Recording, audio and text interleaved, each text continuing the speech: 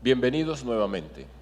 Uno de los componentes fundamentales del programa Todos Aprender es la formación in situ. Es innegable que con ella se ha construido un camino para la transformación de la práctica docente. En nuestro próximo panel, moderado por el formador Giovanni Castañeda, se hará énfasis en este aspecto y se dará a conocer los avances del programa en este periodo del 2012 al 2018. Giovanni.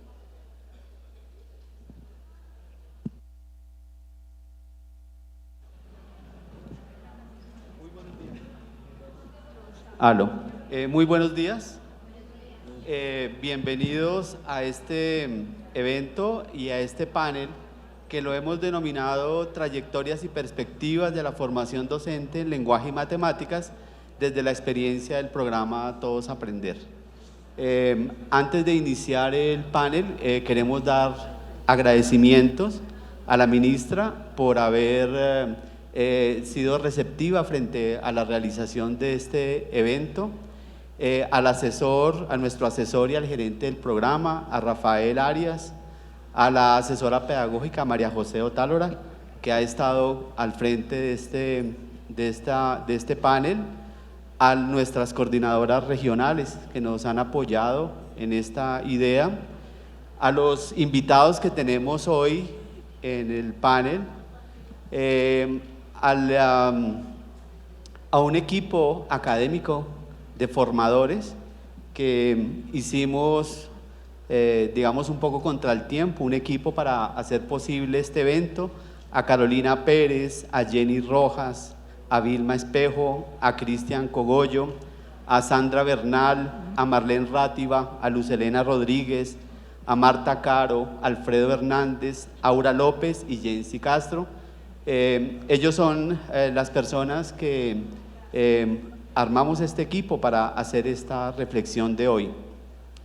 En este segundo panel hemos querido tener una participación de las voces de los agentes que han estado involucrados en el programa Todos Aprender.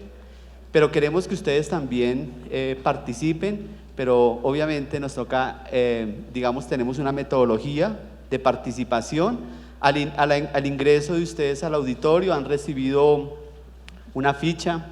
Queremos que ustedes pues nos dirijan las preguntas. Vamos a hacer unas preguntas durante el conversatorio y otras al final. Entonces les agradecemos mucho esa participación. Estamos seguros que un evento académico en donde hay una reflexión de nosotros como académicos en un programa tan importante como este es fundamental. La ministra nos ha dejado abierto un espacio hoy para una reflexión crítica, pero también propositiva de esta experiencia que no tiene antecedentes en Colombia. A continuación voy a presentarles quienes están hoy acompañándonos, aunque me di cuenta que pues son todas personas muy conocidas, muchos de ellos profesores nuestros y personas a las que les debemos muchas cosas de nuestra formación.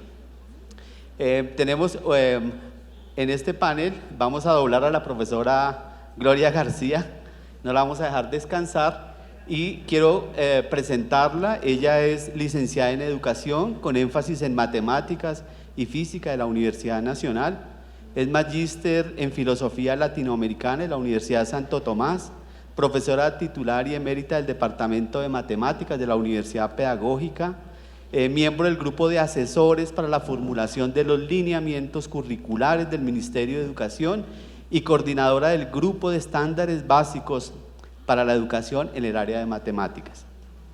También coordina el grupo de diversidad, educación matemática y subjetividades. Sus investigaciones han girado en torno a la escolarización de las matemáticas, el currículo y los procesos de inclusión y exclusión en la educación matemática.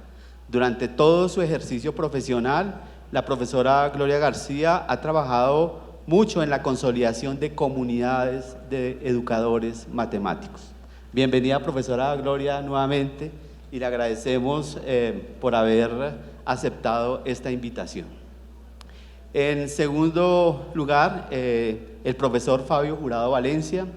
El profesor Fabio es licenciado en Educación con énfasis en Literatura de la Universidad de Santiago de Cali, es magíster en Letras Iberoamericanas y doctor en Literatura de la Universidad Nacional Autónoma de México. Participó en el equipo de trabajo convocado por el Ministerio de Educación para fundamentar los lineamientos curriculares en lengua castellana.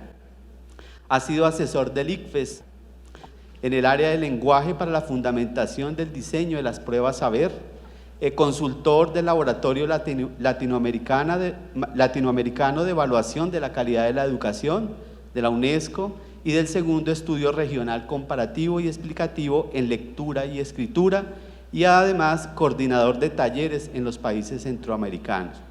Entre sus últimas publicaciones se encuentran La lectura en la escuela de la periferia, en coautoría con el Grupo de Investigación en Evaluación, La lectura crítica para el pensamiento crítico, y en coautoría con los profesores Carlos Lomas y Amparo Tuzón, una publicación reciente titulada Las máscaras de la educación y el poder del lenguaje.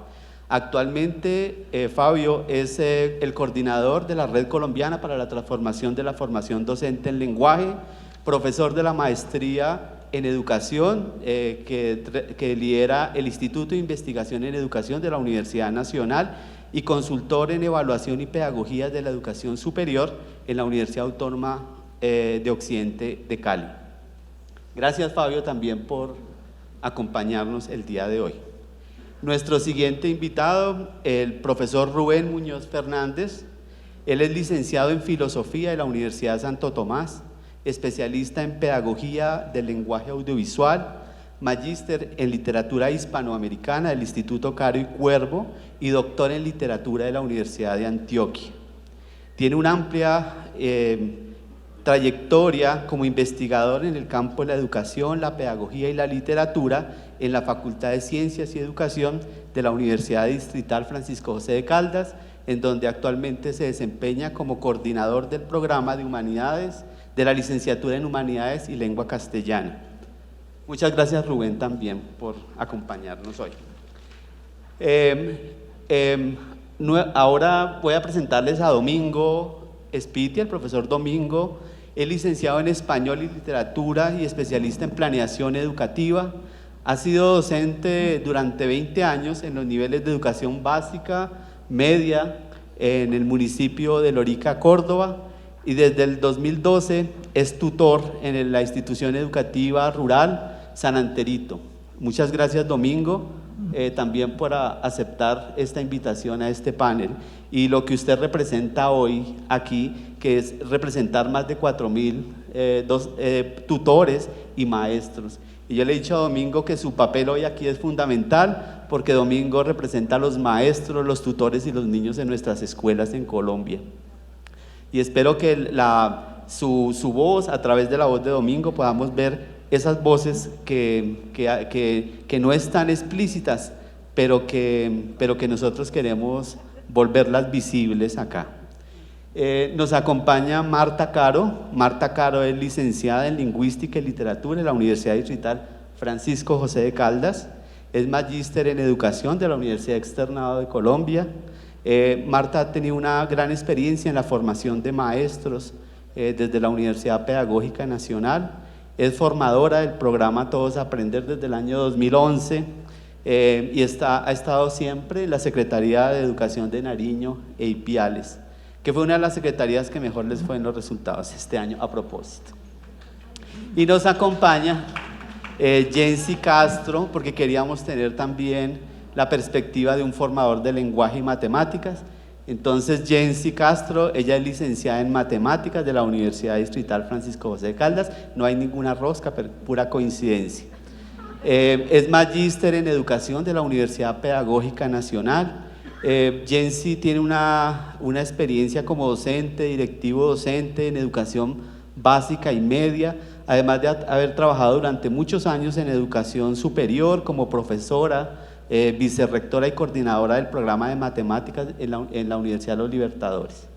Actualmente Jensi nos acompaña también desde hace varios años como formadora del programa Todos Aprender en la Secretaría de Educación del Casanare y Yopal. Entonces, como ustedes se pueden dar cuenta, tenemos un panel de lujo en el sentido en que, este panel es un panel de diálogo de maestros. Es un panel de diálogo de maestros en donde compartimos todos una pasión por la educación, pero también una reflexión sobre lo que nosotros hacemos, porque como decía la ministra, no solo es a veces aplaudirnos, sino también reconocer lo que hemos avanzado y lo que nos falta. Entonces, pues bueno, vamos a comenzar este panel. Nosotros hemos organizado el panel como en unos ejes que nos gustaría tratar con ellos. Es un eje de política educativa, un eje de desarrollo profesional, un eje de transformación de práctica pedagógica, y queremos obviamente trabajar sobre la educación rural y las aulas multigrado, y también, como el panel anterior, escuchar a los panelistas sobre las recomendaciones que nos harían para el programa, porque creo que eso es muy importante, lo que puedan decirnos voces externas, pero también las voces internas del programa. Entonces, vamos también hay unas preguntas que están más dirigidas a los formadores y al tutor, y otras preguntas que van a estar más orientadas hacia los invitados de las facultades de educación que nos acompañan aquí hoy.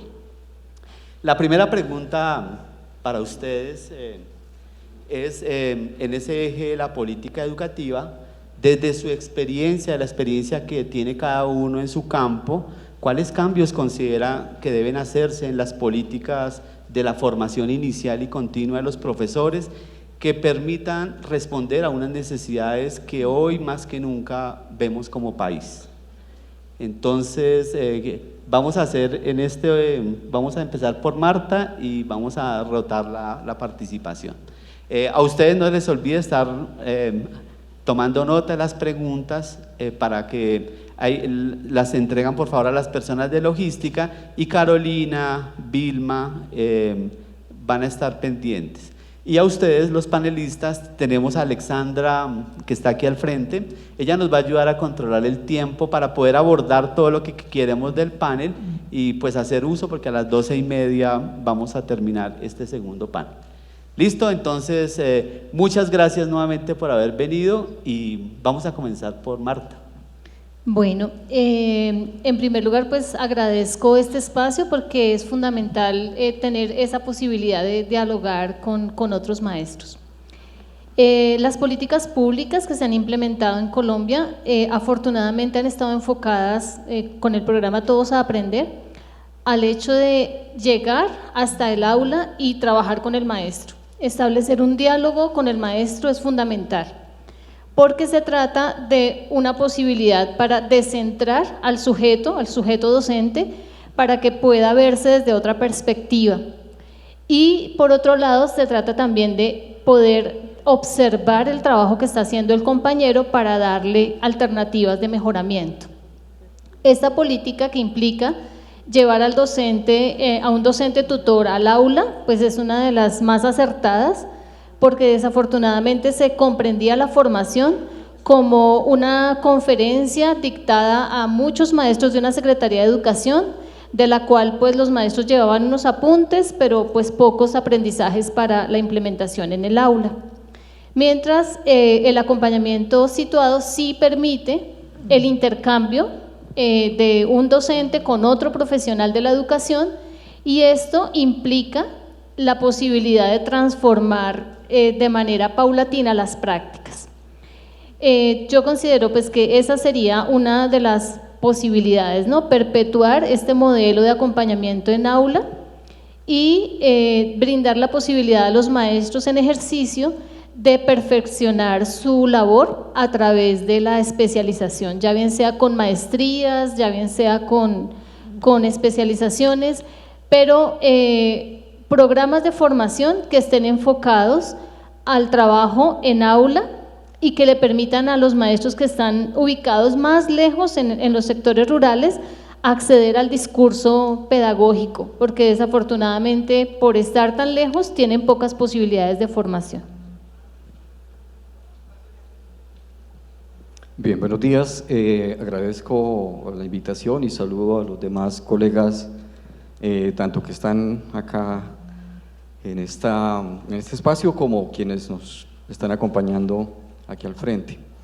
Bien, yo quisiera plantear como algunas cuestiones a propósito de la necesidad o qué cambios serían necesarios en las políticas de formación inicial. En primer lugar, creo que coherencia es una de las cuestiones que pediría porque nos encontramos permanentemente con distintas disposiciones que en algunas oportunidades se enfrentan entre sí, generan contradicciones y hacen imposible que haya un desarrollo de actividades de formación. Y en este sentido hablo desde el lugar de un programa de formación de docentes en humanidades y lengua castellana, ¿no? Por ejemplo, si nosotros estamos frente a procesos de acreditación, hay ciertos indicadores que contradicen e impiden el desarrollo adecuado de los procesos de formación de los docentes. Yo sé que me estoy adelantando un poquito con una pregunta que probablemente venga después o desde el público, pero quisiera dejar eso sentado. Es decir, pienso que se necesita una estabilidad en la norma porque se está cambiando permanentemente y esa coherencia de la que estaba hablando pues tiene que ver con que, por ejemplo, entrará en escena, ya está entrando en escena, derechos básicos de aprendizaje que implican una gran contradicción con avances que se habían tenido en formulaciones de políticas. Yo creo que es necesario que las políticas se construyan en conjunto, es decir, que no sea la experiencia de todos aprender, nos demuestra que si se funciona en conjunto es mucho más fácil lograr resultados y la construcción de las políticas no puede seguir siendo escindiendo los distintos actores. Y en esa medida yo sugeriría, para cerrar, que hay que recoger la experiencia de todos aprender y que aprendamos todos, es decir, que no sea solamente el eslogan de un proceso, sino que aprendamos incluso para la formulación de políticas. Buenos días a todos, un caluroso saludo. Yo celebro esta oportunidad que me permite participar en este panel y aportar desde el rol que represento en este ejercicio de reflexión de lo que ha sido el programa Todos Aprender y de los retos que se vienen a futuro. Yo me tomo el atrevimiento de discernir un poco un concepto que emitió el doctor Zuviría, en el sentido de que se trata de consolidar la política de formación inicial, la política de formación docente. Y nosotros estamos cargados de imágenes, los que tenemos la oportunidad de recorrer la geografía rural de Colombia, de las múltiples dificultades que enfrentan los docentes. Yo tengo en mi mente cualquier cantidad de imágenes de docentes superando todo tipo de obstáculos para llegar a esas escuelas. En el contexto donde yo estoy, por ejemplo, le hablo de inundaciones, los docentes tienen que tomar canoas o los docentes tienen que transitar por caminos imposibles, por trochas. Y en ese sentido yo pienso que uno de los logros fundamentales del programa es que se pudo visibilizar ese sector, como lo mencionó el panel anterior, que estaba ahí simplemente batallando solo con sus posibilidades. Entonces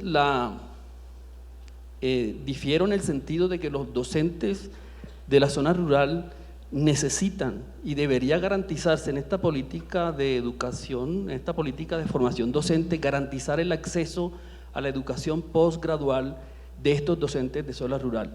Es decir, lo que nosotros hemos hecho como programa es muy importante en esto de la formación continua y permanente, pero la formación postgradual implica mucho más para el docente de zona rural, implica la posibilidad de mejorar sus condiciones de vida y de ir ubicándose salarialmente en su trabajo. Entonces ahí difiero, yo creo que sí hay que garantizarle al docente de zona rural ese acceso a la educación posgradual. Y termino diciendo dos cositas más. A mí me parece que el énfasis de las facultades de educación debería estar en la investigación. Si eso fuera posible, lograr esa articulación y que el foco de las facultades de educación para formar maestros sea la investigación, eso nos garantiza a nosotros, primero, que son maestros que van a empezar su labor generando conocimiento. Segundo, que son maestros que van obviamente a ir más allá de la práctica tradicional. Entonces yo creo que ese aspecto es importante. Y por último, hay que buscar la manera también de articular estas facultades para que existan unos estándares de formación de calidad. Es decir, porque cuando nosotros indagamos en los maestros y encontramos vacíos formativos en los maestros y indagamos las facultades de dónde egresan, empezamos a entender este asunto de esos vacíos formativos. Entonces hay que articular esas facultades y que haya estándar en la formación.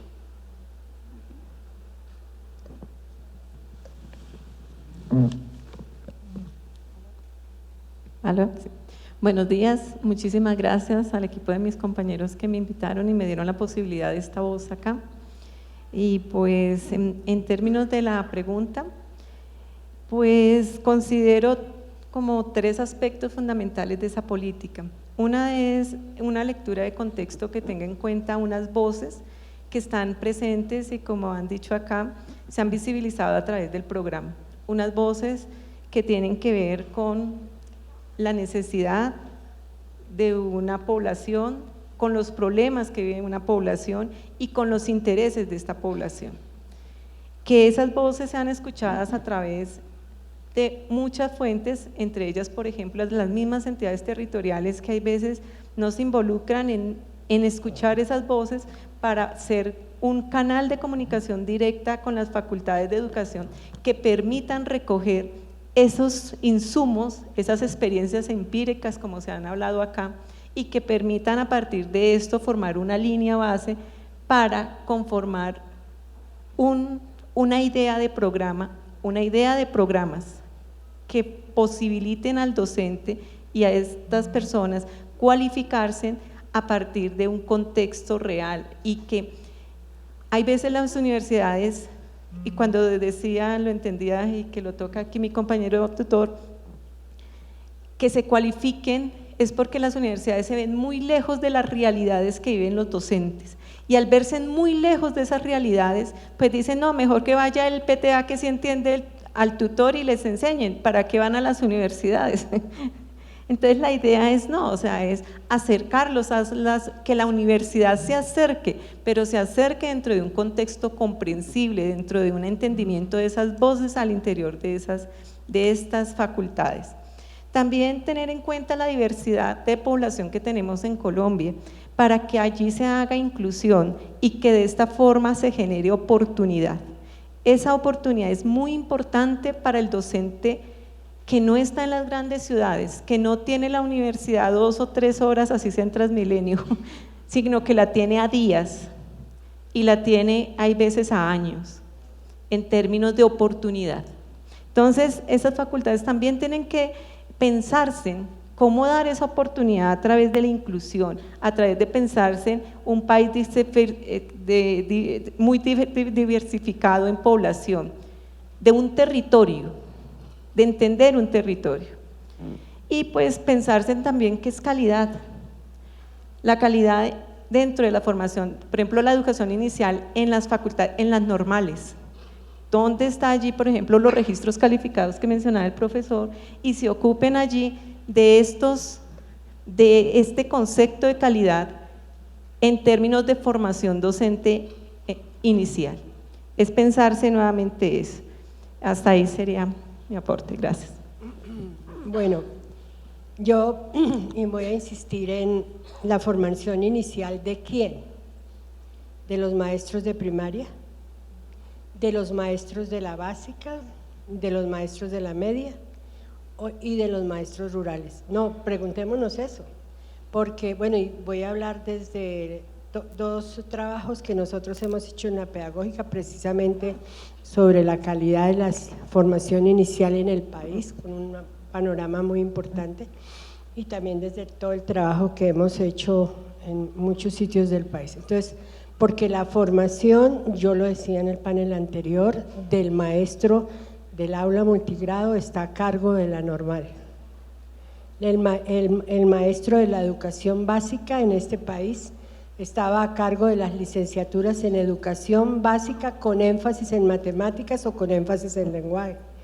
Y se suponía que los licenciados en matemáticas, la formación inicial de licenciados en matemáticas eran los que se iban a desempeñar de 9º hasta 11. Mire toda la repartición que hay.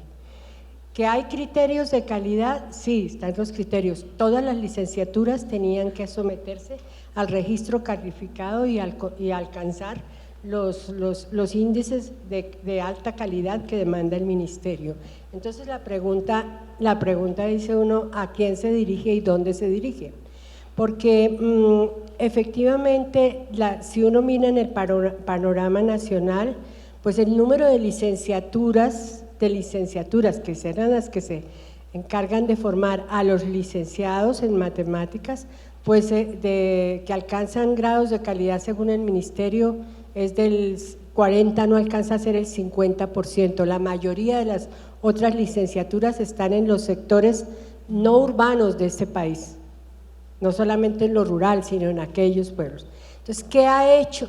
¿En dónde ha estado también la formación inicial? No solamente en los programas presenciales, ha estado también en los programas que se llamaron virtuales, que en este momento por un decreto del ministerio fueron cerrados por su baja calidad y tuvieron un cubrimiento nacional. No voy a dar nombres de las universidades, pero aquí en Bogotá, en las cercanías de Bogotá, muchos maestros se formaron por esas licenciaturas, porque les permitían ser virtuales, pero eso también se cerró.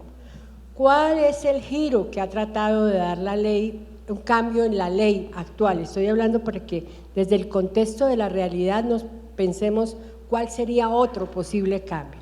El giro que ha dado la política de la formación inicial en este país es la reciente 2443, que obligó primero a que todas las licenciaturas con educación básica con énfasis en matemáticas fueran reformuladas como licenciaturas en matemáticas, licenciaturas en lenguaje, salieron las licenciaturas.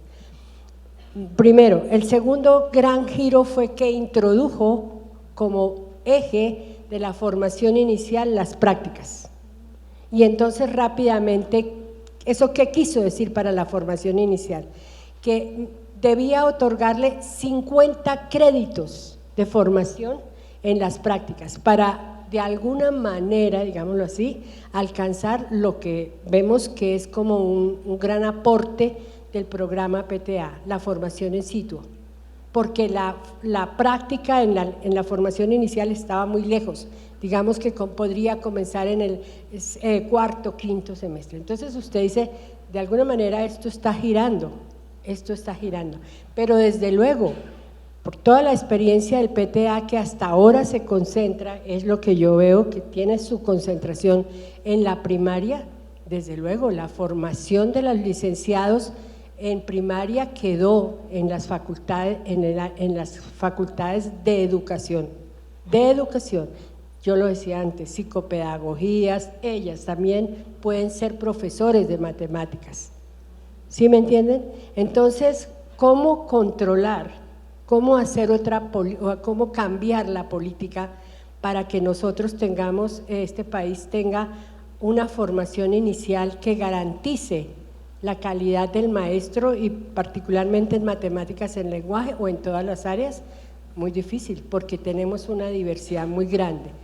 Lo que se dice es que para controlar la calidad las normales están siendo presionadas para que muestren criterios de calidad y si no se cierran.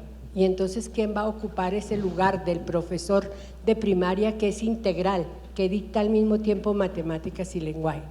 Lo que quiero señalar es que el problema es muy complejo y efectivamente lo que se necesita es acompañar esas licenciaturas, hacer el acompañamiento al estilo de lo que ustedes llaman el tutor que acompaña al maestro. Aquí hay que acompañar las licenciaturas, reitero, con las experiencias que el programa PTA tiene sobre las prácticas en las aulas, porque lo que no tienen la formación inicial son las evidencias empíricas sobre las prácticas en las aulas. Eso me parece que es un gran aporte del PTA, que tienen que sistematizar las experiencias. Ahorita nos contaba de todo su trabajo en Yopal, eso es importantísimo, lo que cuenta el maestro de la complejidad del trabajo de los profesores. Eso lo tienen que saber las licenciaturas, eso debe ser parte de la formación. Pero claro, se requieren evidencias empíricas. Es como lo que yo puedo señalar importante para eso. Bueno, en relación con el tema que se ha propuesto, lo primero que yo diría es la urgente necesidad de lograr consistencia hacia adentro del Ministerio de Educación Nacional. Si vamos a hablar de política pública en educación, primero hay que pedir consistencia desde dentro del Ministerio de Educación Nacional. Consistencia tiene que ver con quien está al frente de esta agencia gubernamental tan decisiva para construir un proyecto de nación, tiene que ser del campo de la educación. Tiene que haber trajinado ese campo para poder entender la complejidad del campo de la educación. Entonces las políticas públicas serán coherentes en la medida en que haya articulación interna en el Ministerio de Educación Nacional. Yo he sido asesor del Ministerio de Educación Nacional en distintos momentos y lo que yo he percibido es desarticulación, atomización entre los distintos niveles que constituyen el Ministerio de Educación Nacional. Eso es lo primero para que la política pública logre los efectos sociales que se esperan de ellas. Tiene que ver, por supuesto, con posiciones respecto a la formación de los docentes que el país requerirá en el escenario de los acuerdos de paz. Con lo cual estoy muy de acuerdo con lo que señaló Julián, no con otros aspectos que voy a controvertir, pero definitivamente para que la política pública fluya, sea coherente, reconocida por los ciudadanos, es de gran importancia los acuerdos de paz. Los docentes no pueden trabajar en la perspectiva que un programa tan importante como el PTA le ha apuntado en situaciones de zozobra, tensiones, miedos y sobre todo en las zonas de la periferia del país. Allí es donde habría que ubicar la política pública vigente relacionada con la formación inicial. Pero esa política pública sobre la formación inicial tiene que hacer una reconstrucción del pasado, de lo que ha sido la trayectoria de programas de formación que se han movido por todo el país y que no han respondido a los niveles de calidad esperados. La Universidad Nacional ha tenido la maestría en educación en las periferias, en Arauquita, en Guaviare, en Yopal, ha hecho trabajos intensos en Putumayo, en Tumaco, donde ha estado la guerra. Y ahí hemos observado la deficiente calidad de las licenciaturas a distancia. Es como si el maestro hubiese llegado a bachiller y hubiesen transcurrido 5 años de una licenciatura donde nunca se encontró con un tutor para discutir con él sus ideas y su experiencia, y nos encontramos en la maestría, que es un trabajo que dedicamos un año intenso de trabajo con la lectura de los textos clásicos fundamentales para repensar la educación y la pedagogía, y es durísimo cómo sufren estos docentes para poder comprender estos planteamientos que son esenciales para luego probar aquello que los autores del canon destacan en relación con el tema. Y entonces digamos que con la formación inicial, Gloria dice que fueron suspendidos los programas a distancia. Yo entiendo que no, que la ministra Ocampo sí solicitó que se cerraran, pero la ministra actual creo que los ha reabierto, creo que no se han cerrado. Ahora, el asunto está no en quitarlos, sino en la alternativa. La universidad tiene que ir a las regiones. Es de gran importancia tener sedes satélites en las regiones donde no hay universidad, pública o privada. Aquí la discusión no es de si es pública o privada, no, aquí el criterio es y cuál es la trayectoria de investigación de la universidad que ofrece programas de pregrado en las regiones que lo requieren. Y eso se conecta con la formación avanzada. No estoy de acuerdo con el planteamiento de Julián de Zuviría. Las maestrías tienen que ir paralelo al trabajo que están haciendo los tutores en el PTA, pero buscando una inserción entre la maestría y la investigación que se espera se desarrolle y ese trabajo de acompañamiento y de interlocución con los maestros del aula que también a la vez hacen maestrías. Entonces, no hay que decir no a las maestrías, lo que hay que decir es cuáles son las maestrías, cuáles son los perfiles de las maestrías que están formando a los maestros, cuáles son las investigaciones desde las cuales los docentes de las maestrías trabajan con los docentes que las cursan. Esto sí me parece más de fondo. Aquí el criterio no puede ser solo de la acreditación, porque ahí encontramos también otros factores que no es el momento para tocar, pero que son delicados. Muchas gracias. Sabíamos que este tema de las políticas es un tema álgido que nos toca abordarlo, porque no por no abordarlo pues no va a dejar de existir. Cuando el profesor Fabio se refería y en el panel anterior a las maestrías, uno encuentra en las regiones como esa lucha de los profesores, muchos porque quieren cualificarse, porque quieren aprender, pero también no podemos desconocer que el mismo sistema de la evaluación y el ascenso exige la maestría y el doctorado para que el profesor pueda ascender. Entonces también es como una preocupación y un afán de los docentes a veces por su derecho legítimo y natural de tener mejores condiciones las maestrías, y yo creo que ahí muchas universidades han visto una oportunidad económica para aprovechar ese vacío que hay en las regiones, porque pues aparte de las capitales, las regiones hay una ausencia grande de programas de formación presencial, y los profesores por encontrarse en las zonas de la periferia es muy difícil. Quiero concluir también de esta primera intervención de los panelistas el trabajo fundamental de maestros y de comunidades de aprendizaje que lo mencionaba Marta. Un profesor solo no puede hacer una transformación. Hemos visto desde la experiencia el trabajo en comunidades de aprendizaje cómo cuando se suma un profesor con otro, existe verdaderamente una identidad y un trabajo de red, de comunidad que aprende. Otro elemento importante que lo mencionaba el profesor Rubén es que las políticas no pueden estar de espaldas a quien las tiene que hacer. En las regiones, cuando empezamos a trabajar con lineamientos, con estándares, los profesores a veces sentían un rechazo a esas políticas en las cuales ellos no, digamos como que no se vieron partícipes. Y yo creo que eso lo hemos subsanado cuando trabajamos con ellos, cuando los hacemos partícipes de cómo resolver ese tema, cómo trabajar ese documento, y yo pienso que se puede solucionar en la medida en que todos estemos incluidos en esas políticas, para que no las veamos como una imposición de algo externo que llegan al aula todo el tiempo y por las cuales pues no podemos responder. Otro elemento es que han tocado ustedes y que se mencionó en el panel anterior, y es el rol de las entidades territoriales.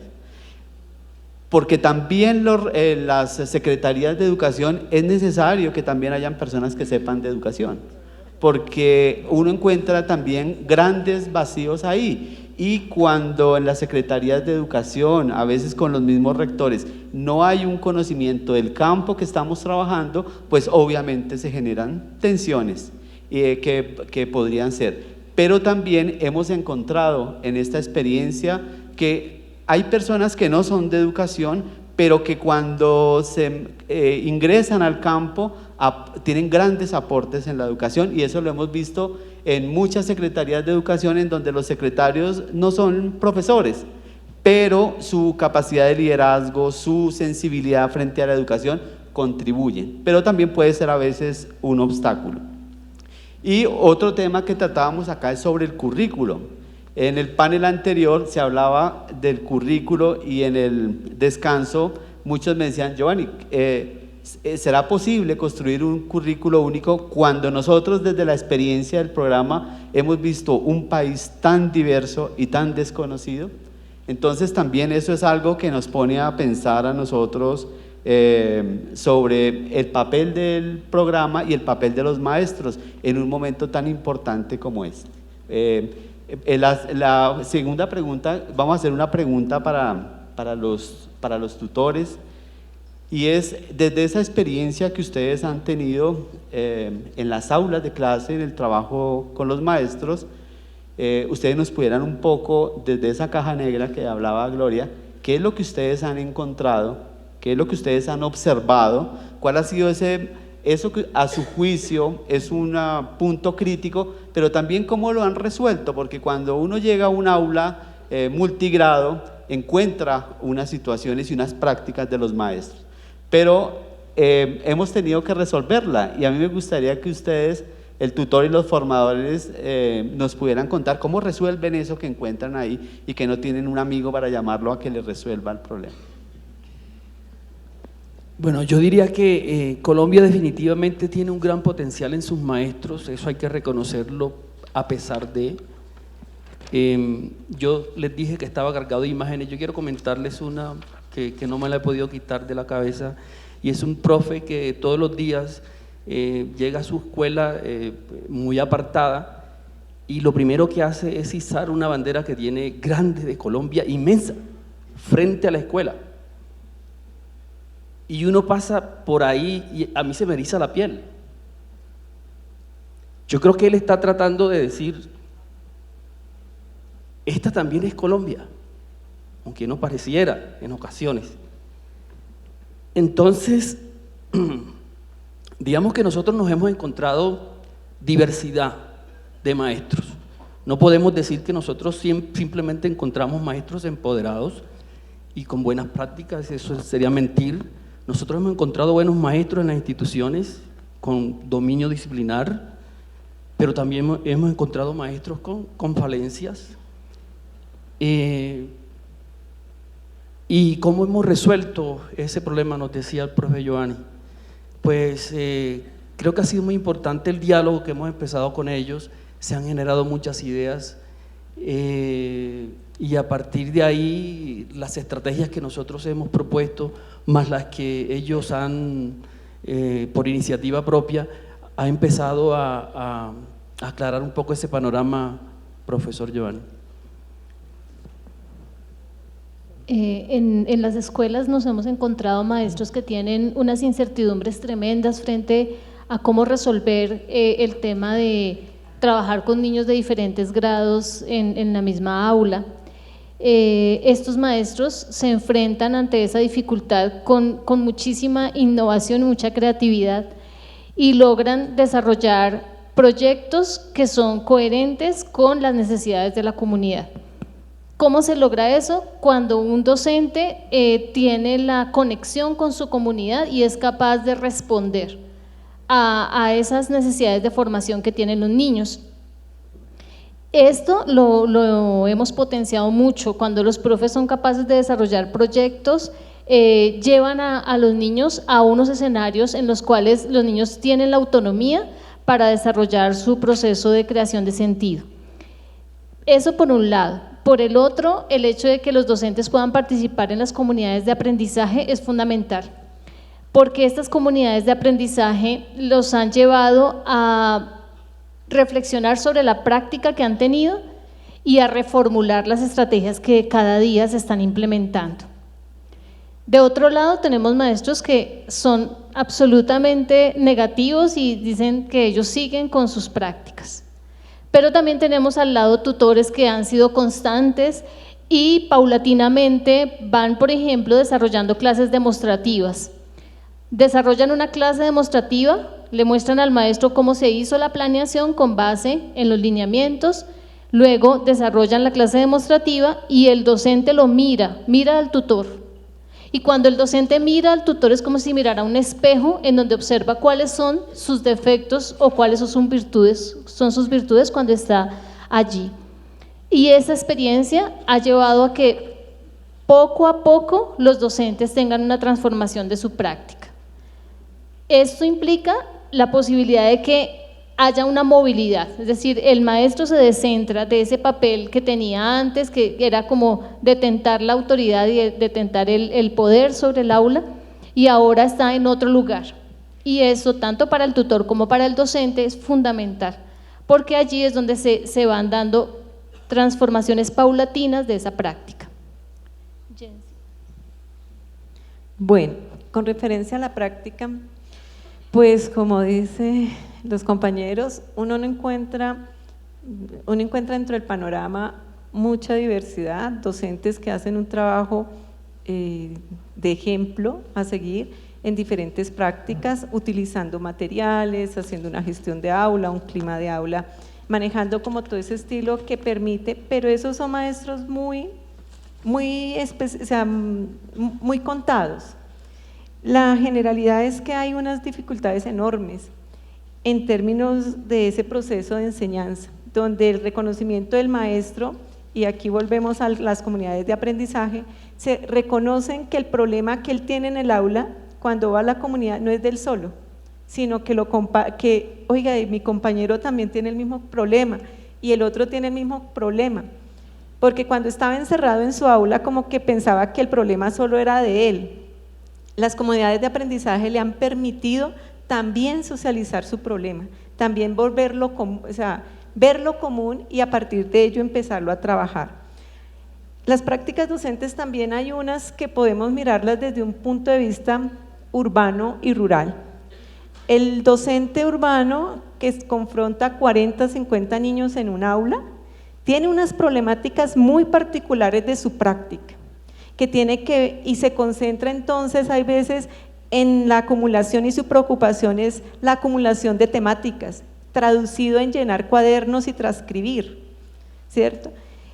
Hay otra práctica que es la rural, esa práctica rural donde el maestro está dentro de una comunidad que también toma un rol de liderazgo dentro de esa comunidad y tiene que llegar y mirar cómo en la comunidad con padres de familia y las problemáticas sociales que están allí. Y eso también está involucrado dentro de su práctica docente. Ejemplo, los cultivos, no todos los días tienen que ir a estudiar cuando hay cultivos. El río que se creció en tal época, pues en ese mes no hay escuela, pues porque no pueden pasar a la escuela. Y condiciones rurales que hacen que la práctica allí sea un poco diferente a la urbana. Entonces hay una práctica de esa educación rural y de la educación urbana que también hay que mirar allí. Cómo todo eso pues se ha evidenciado a través del acompañamiento que han hecho los tutores, que aquí valga la aclaración, los admiro muchísimo, referente a todo ese dificultades, ese rector que hay veces no lidera y no apoya el trabajo del docente, o lo contrario, ese rector que le dice vaya y yo lo apoyo, y al docente que le cierra la puerta voy a ir con usted para que se la abra. O sea, ese empoderamiento del directivo docente que facilita que un tutor llegue también a mirar esa práctica y a fortalecerla. Las sesiones de trabajo situado a algo que también es muy importante, y es que el programa ha creado confianza en que el que viene a apoyarlo, viene como par. Y esa confianza ha permitido que el docente que está en el aula abra su puerta. Entonces, pues referente a esto, pues hay mucho que contar y muchas cosas. De hecho, esta pregunta se las hice a mis tutores y todos tuvieron el ejercicio de contestar, y me encantaría contárselas todas, pero pues obviamente el tiempo no alcanza. Muchísima, y pienso pues que esto genera se globaliza de pronto la experiencia que ellos me han contado y que pues he también compartido con ellos. Sí, muchas gracias, Jensi. Cuando el programa inició en noviembre del 2011, los primeros tutores que fueron a los colegios, posteriormente la ministra María Fernanda Campo los reunió. Les dijo cómo les fue en esa primera ida. Y todo era terrible. Colegios que no aparecían en el mapa, colegios que quedaban en un lugar pero no quedaban en otro, colegios que parecía cerca llegar pero los atravesaba un río sin puentes. Y entonces, y cuando fuimos a mirar sobre las prácticas, todo era terrible. Y yo me acuerdo que la ministra nos dijo esa vez, eso es la escuela. Y nos pareció importante esa frase que ella dijo, eso fue lo que la tierrita dio. Porque eso como que nos aterrizó para nosotros, en mi caso, que no era, yo nunca había salido a una escuela rural. Y nos aterrizó en la escuela en la que íbamos a trabajar. Y nosotros desde ahí empezamos a trabajar y a aprender que la llegada a la escuela no podía ser una forma de llegar crítica a los maestros. Y yo pienso que el éxito de los tutores y de todos nosotros, los formadores, es haber llegado a la escuela a dialogar con los maestros y a respetar a los maestros. Porque independientemente que no sepan sobre conocimiento de matemáticas y lenguaje, los profesores tienen un conocimiento de la escuela, tienen un conocimiento de la cultura, tienen un conocimiento de muchas cosas que nosotros no. Entonces, ese profesor como sujeto de saber, pero también vimos que ese profesor como un sujeto de poder. O sea, el profesor puede que no sepa unas cosas, pero en su escuela, en el aula, tiene un capital simbólico importante para poder incidir. Y yo creo que ese es un éxito del programa en la manera como se llega a los maestros con respeto, porque digamos un profesor que no ha ido a la facultad de las universidades más prestigiosas no es menos que otro profesor que lo ha hecho. Y yo creo que ese es un gran logro. Lo han mencionado también, el trabajo colaborativo, el trabajo de proyectos que decían acá, como cuando la escuela y los profesores se comprometen en un proyecto que ellos han visto a partir de una realidad que tienen, cómo transforma la escuela y cómo transforma su reflexión, diferente a que le llegue un decreto sobre lo que debe ser la clase ahora. Bueno, vamos a darle participación a ustedes. Aquí ya han llegado una cantidad de preguntas. Hay una pregunta que es para todos, pero no sé si pues el que la quiera responder para poder continuar con el panel. Y dice, con la revolución de los medios digitales, ¿cuál es el nuevo papel del docente en la formación de sus estudiantes? Entonces, ¿quién de ustedes quiere responderle a nuestro colega, a nuestro corresponsal Álvaro Araujo, que no sé de qué secretaría es? Yo puedo contarles un trabajo que nosotros hicimos desde la maestría, precisamente con la llegada de la tecnología a la clase de matemáticas. Pero un minutico quiero responderle a la pregunta, Fabio dice que no se han cerrado. Sí, semana pasada estuvimos aquí en Bogotá en una reunión y había 2 universidades que tienen sus licenciaturas a distancia en matemáticas y ya les había llegado la orden del ministerio. Lo que pasa es que tienen que terminar de ser responsables, pero ya cerraron las maestrías. Miren, el problema del aprendizaje de las matemáticas en las aulas urbanas, voy a hablar, precisamente es gran parte se debe en matemáticas al desinterés de los niños, sobre todo de sexto y séptimo en adelante, por aprender matemáticas. El maestro tiene 40 o 50 estudiantes al frente. Por el uso que generalizado y no sé qué palabra darle, de los niños, por ejemplo, del celular. Lo que se ha vuelto el celular para los niños, sobre todo no el celular, el WhatsApp, las redes sociales. nosotros hemos trabajado con los maestros en una escuela aquí del Codito, que queda allá al norte, en un sitio difícil que se llama de riesgos sociales, y les podría mostrar las fotos de lo que la profesora encontraba en la clase de matemáticas, y lo averiguaron entre todos, todos los niños mirando el celular y la maestra hablando con 3 al frente. Ese es el problema en lo urbano de los niños, que ni siquiera ponen interés. ¿Qué hicimos? Tomar el elemento del celular para generar un proyecto con los niños. Se llamó uso y consumo del celular, porque yo sí creo que la estrategia de la formulación del proyecto, y creo que lo compartimos con Fabio, es una estrategia que logra el interés y el desarrollo del aprendizaje de los estudiantes, y formulamos un proyecto que se llamaba uso y consumo del celular. Un proyecto que desde luego empezaba por cuestionar qué es el celular, cómo el consumo nos exige estar cambiando constantemente de celular, cuáles estrategias tenemos que hacer para poder cambiar de celular y para qué el uso. Rápidamente, porque tengo un minuto más, les cuento que fue desarrollado en 7º y 8º, oigan bien, trabajamos matemáticas ahí, pero no trabajamos solamente nosotros, trabajó también la profesora de lenguaje, porque con los proyectos logramos integrarlos las disciplinas. Trabajó la profesora de lenguaje, trabajó la profesora de ciencias, y durante 3 meses lo desarrollamos y logramos que los niños tomaran conciencia de ese consumo y de para qué y por qué los celulares en la clase. Bien. Profe, yo quisiera complementar un poco. Yo conozco una experiencia que se desarrolló en Lorica y tenía un nombre en inglés, me corrigen los de inglés por favor, era como Writing 2.0, como escribiendo en la 2.0, y ellos lo que hicieron fue utilizar las plataformas web 2.0 como Facebook, Twitter, en ese momento no estaba muy Instagram de moda porque esa experiencia tiene como 6 años, YouTube, para desarrollar competencias comunicativas. Entonces los profesores creo que organizaban un grupo cerrado en Facebook y publicaban un texto o colgaban un texto, y en ese grupo cerrado los estudiantes tenían que participar, expresar sus opiniones, sus argumentos, obviamente siguiendo los criterios que el profesor previamente definía.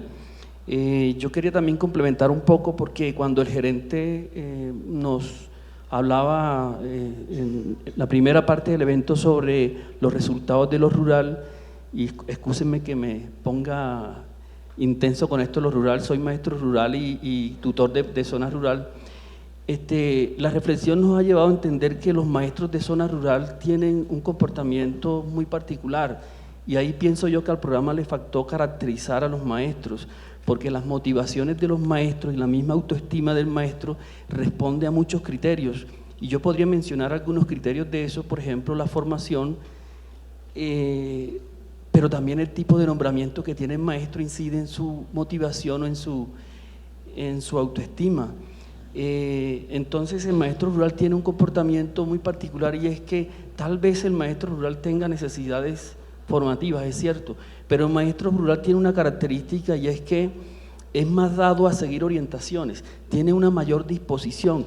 Yo veo en el maestro rural, en muchos de ellos, mucha nobleza para atender las orientaciones. Cuando usted le dice a profe, necesitamos trabajar de esta manera, ellos atienden esas sugerencias casi siempre. Entonces yo pienso que eso empieza a explicar un poco cómo se reflejan esos resultados en ese sector rural. Sí, ya que el profesor Rubén está pidiendo la palabra, le vamos a ir una pregunta y usted la complementa con lo que quería decir, y es que, profe Rubén, usted dirige una licenciatura en una facultad de educación. Lo que usted conoce del programa y lo que ha escuchado hoy, ¿qué le aportaría a un programa de formación en una facultad de educación? Bien, quería plantear rápidamente algún tipo de reflexión sobre la pregunta, ¿no? Y es, bueno, ¿cuál es el papel del profesor en el marco de nuevas tecnologías? Yo creo que es el papel que siempre ha debido y ha cumplido el profesor, que es asumir los recursos que se van desarrollando y hacerlos parte de los procesos de aprendizaje, ¿no? Desde su proceso pedagógico, sin duda alguna. Hace algún tiempo pues tenían que manejar simplemente la pizarra y los chicos escribían sobre una piedra. Después vino el libro, todo el asunto. Siempre el proceso de un profe es el mismo, es saber muy bien qué tiene a su alrededor y cómo lo puede usar en función pues, de su tarea, que como ya la han comentado aquí, es a veces compleja y al mismo tiempo demandante y fundamental. Entonces quería decir eso, es decir, yo creo que simplemente es estar atentos y mirar cuáles son las alternativas. Y claro, la respuesta no se puede dar de manera universal porque ahí sí, sin caer en relativismos, pero depende porque si estamos en un contexto urbano, tal como nos indicaba la profesora, pues la situación es completamente distinta a si estamos en un contexto rural donde eventualmente los estudiantes no tienen acceso o ni siquiera hay una conectividad, que ese es un problema y habría que pensarlo. Es decir, eso nos deja una pregunta que me parece interesante. Ahora, en relación con la otra pregunta, bueno, yo creo que para responder yo preguntaría una cosa, y es, ¿dónde está lo que no nos muestran las cifras de este programa? Es decir, porque conocemos las cifras, nos las han mostrado, y para nosotros valorar fundamentalmente qué aporta esta experiencia, tendríamos que conocer lo que no está en las cifras, ¿sí? Hemos alcanzado a ver un hilito, ¿no? Y de ahí podemos tirar un poco a ver qué surge. Y desde ahí voy a hablar, es decir, hay una serie de experiencias, de situaciones, de conocimientos que están detrás de las cifras que nos mostraron hoy, que son muy claras y muy dicientes. Pero eso creo que es el punto fundamental para que, por ejemplo, en el caso nuestro, que estamos al frente de formar formadores, pues podamos tener elementos mucho más expeditos para replantear cuestiones. Quisiera reconocer varias cosas, entonces, por ejemplo, un aspecto que es muy importante es que abre un camino diferente en términos de la relación de los entes educativos en sus distintos niveles. Es decir, ya no es una relación vertical, sino que es una relación mucho más transversal en la que vamos, conocemos, aprendemos mutuamente, y eso me parece que es muy importante del programa, ¿no? Y hay un asunto, ¿no? Llama la atención sobre la realidad educativa en sus distintos órdenes y lugares, las prácticas, como nos han dicho, nos han insistido. Y yo creo que hay un asunto que ha surgido, pero que de pronto no se ha planteado y que nosotros lo vemos desde nuestra experiencia de estar al frente de un proyecto de formación, y es que hubo una política, aquí dijeron, no vamos a decir nombres, sí, entonces, bueno, hubo una política durante un largo trecho en la historia reciente del país en la que se buscó escindir la relación entre directivos docentes, docentes y estudiantes. Y a mí me parece que eso le hizo un daño brutal y eso nos planteaba retos, ¿cierto? Porque uno no puede formar docentes para una confrontación permanente. ¿Cómo? Para una confrontación permanente con los directivos que además los empoderaron haciéndoles creer que ellos no eran docentes, sino ejecutivos. Entonces me parece que esa es una cuestión que yo sí quisiera señalar. Y eso ha ido surgiendo, es decir, ese elemento se ha filtrado a partir de las experiencias, es decir, esas tensiones eventualmente se pueden ir y hay que, yo creo que esas tensiones hay que resolverlas, porque no puede ser esas diferencias casi que ontológicas, ¿no? O sea, unas diferencias de esencia, ¿no? Entonces, por un lado está el directivo, por otro lado está el docente y bueno, y vamos a decirlo, por otro lado están los expertos. Sí, yo creo que una cosa que hay que rescatar de este proceso es que hace un poco más transversal, menos vertical el asunto. Y yo creo, en esa medida, que otro aspecto para cerrar es que nos deja un llamado de atención. Hay que integrar esfuerzos. ¿no? Y yo dejaría ahí. Bueno, muchas gracias, Rubén. Hoy, en la jornada de hoy, en los dos paneles, creo que hemos puesto en evidencia el tema de la educación rural y las aulas multigrado.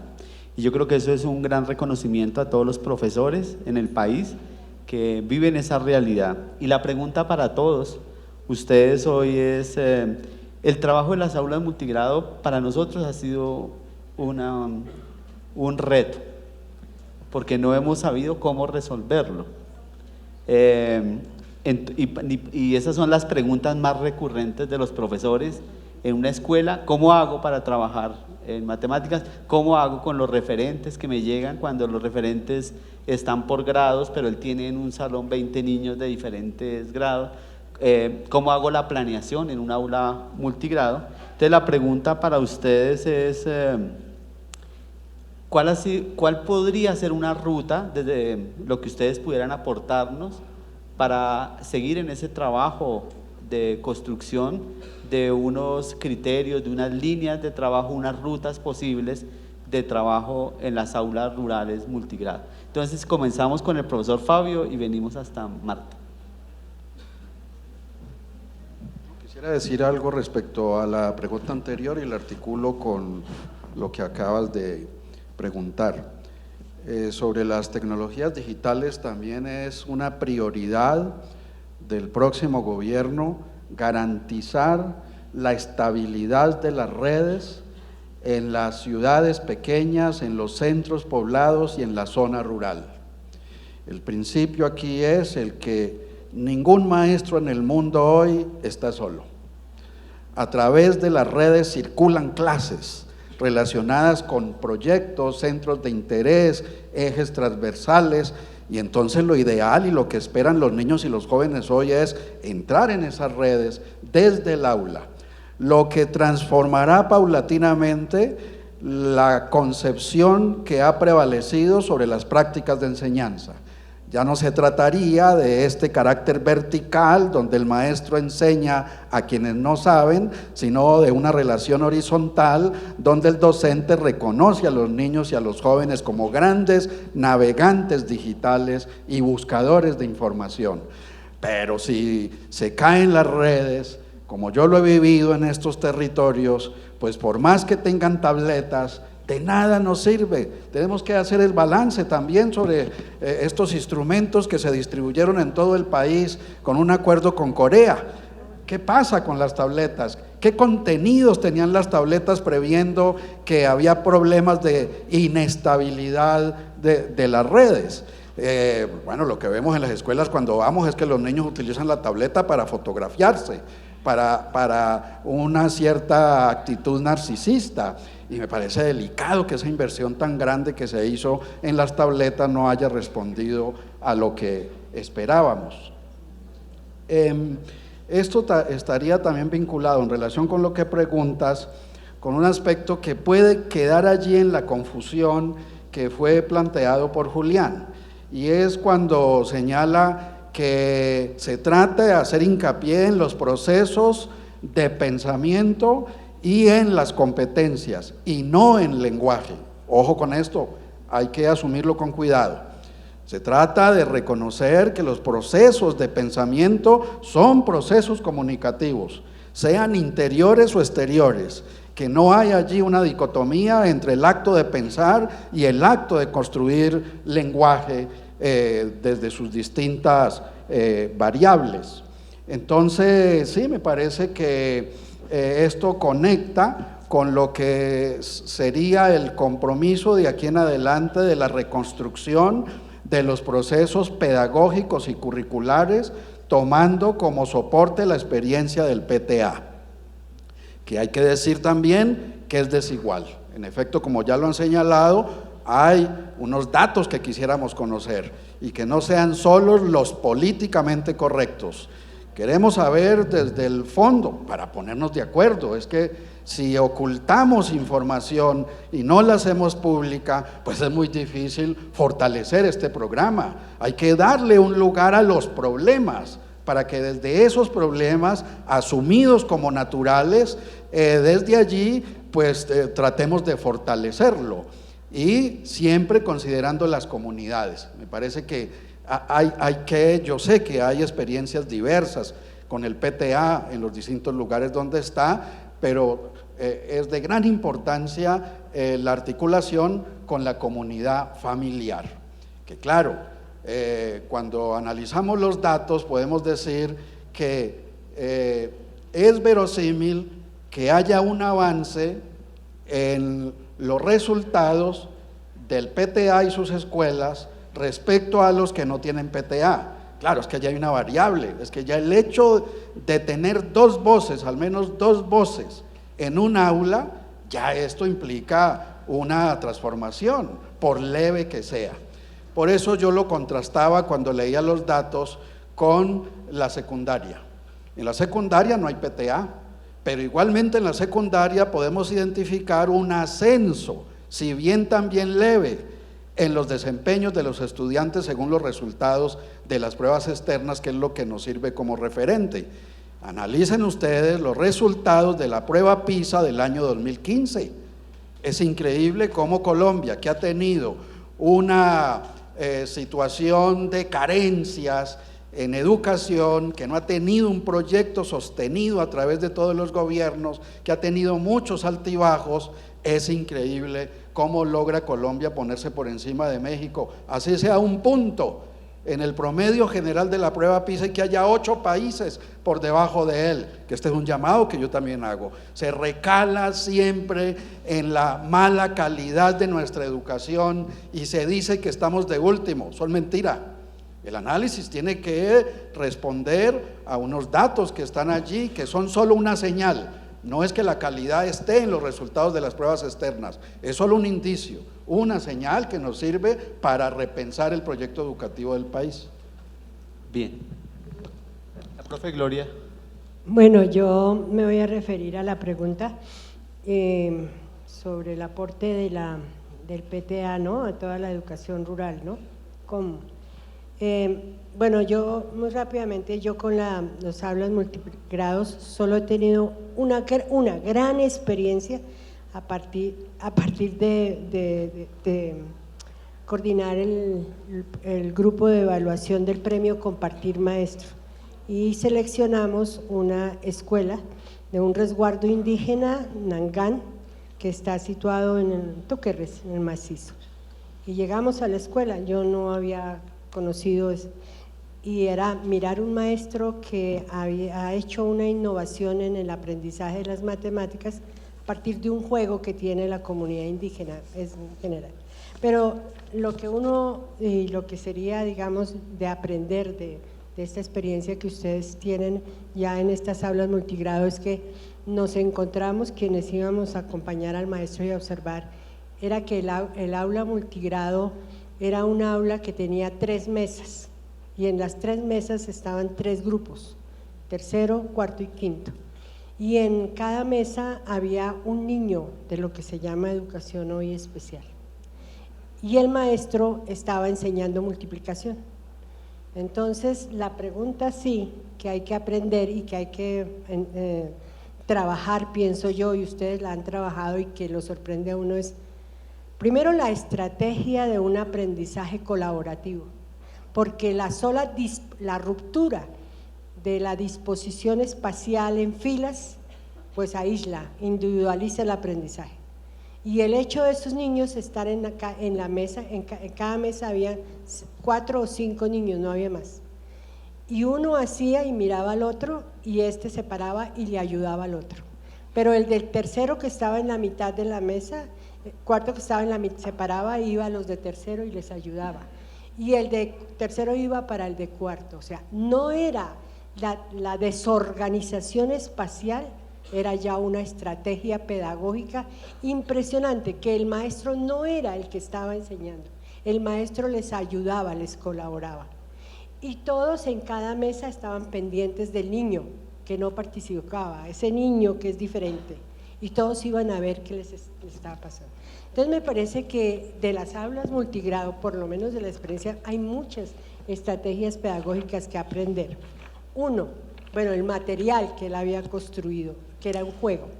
Y lo otro sí es la pregunta de lo curricular ahí, porque cómo era que el maestro había dispuesto 3 grados ahí, que cada uno ¿qué estaba aprendiendo cada uno de la multiplicación? Lo que nosotros vimos allí es que ahí no había contenido. El maestro no estaba enseñando que estos multiplicaran de 2 cifras, que estos de 3 cifras. No, el maestro sí estaba desarrollando competencias. Entonces me parece que lo que puede aportar, pero yo insisto, perdónenme, todos los del PTA tienen que visibilizar experiencias. Estoy de acuerdo y yo estoy reiterando, los números no nos dicen nada. Los números son unas cifras que muestran niveles y eso, pero no nos están mostrando lo que hay detrás. Entonces, eso sí hay mucho que aprender y analizar de las estrategias pedagógicas, de las organizaciones curriculares en esas aulas. Bueno, pues con referencia a las aulas multigrado y la educación rural, pues en el programa PTA nos hemos estado preguntando eso desde ya hace bastante tiempito, cómo abordamos eso, y si bien es cierto, y como dice Giovanni y la ministra, hay que reconocer nuestras debilidades, allí pues no hemos tenido las claridades suficientes para abordar las problemáticas y la práctica que se da y que narra, por ejemplo, Gloria, de una de sus experiencias, sobre la práctica del aula multigrado. Allí, justamente, una de las fortalezas que ha tenido PTA es que ha empezado a trabajar lo que nosotros denominamos sesiones de trabajo situado, pensadas, y siempre sacamos, por lo menos en el área de matemáticas, algo y decimos, esto va para multigrado. De pronto no con el rigor y la suficiente contundencia, ¿cierto? Y solucionando una problemática, pero sí cuestionándonos sobre ese asunto. Y desde esas reflexiones hemos empezado a trabajar y hemos empezado a clarificar preguntas como, y lo acaba de mencionar Gloria, y es sobre lo curricular. ¿Qué es realmente el aula multigrado? ¿Cuáles son los referentes que para allí serían pertinentes? ¿Será que los referentes que estamos teniendo en cuenta para las aulas graduadas, ¿cierto?, que vienen grado por grado como los DBA, como las mallas, por ciclos como los estándares, son pertinentes para allí abordarse desde el punto de vista de referente en su planeación? ¿Cómo serían estos referentes para plantearse allí en una estructura curricular? ¿Cuáles serían los contextos propios que hay que tener en cuenta allí para abordar esa problemática de currículo? ¿Cierto? ¿Y cuál sería en ese término para las facultades la cualificación docente que sería pertinente darle a los docentes? Porque entonces, como Gloria lo decía, hay una taxonomía de diferentes docentes, ¿cierto? ¿Y cuál entonces ellas son las que encajan? Porque dice, las normales están dando mucho cuenta de eso y la educación básica, por ejemplo, mucho tutor y docentes son de docentes de básica con énfasis en o normalistas. Y ellos son los que atienden las aulas multigrado.